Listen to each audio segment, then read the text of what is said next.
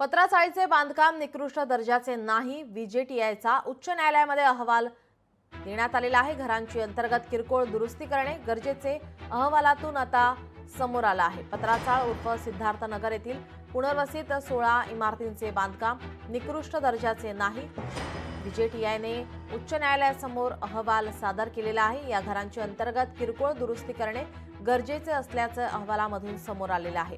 या अहवालाची दखल घेऊन आता रहिवाशांना घरचा ताबा देण्यापूर्वी पाहणी करावी असे आदेश देण्यात आलेले आहे।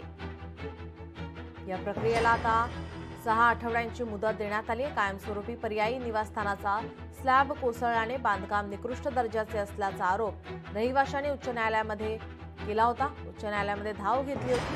न्यायमूर्ती गिरीश कुलकर्णी यांच्या अध्यक्षतेखालील खंडपीठासमोर सुनावणी पार पडली आहे।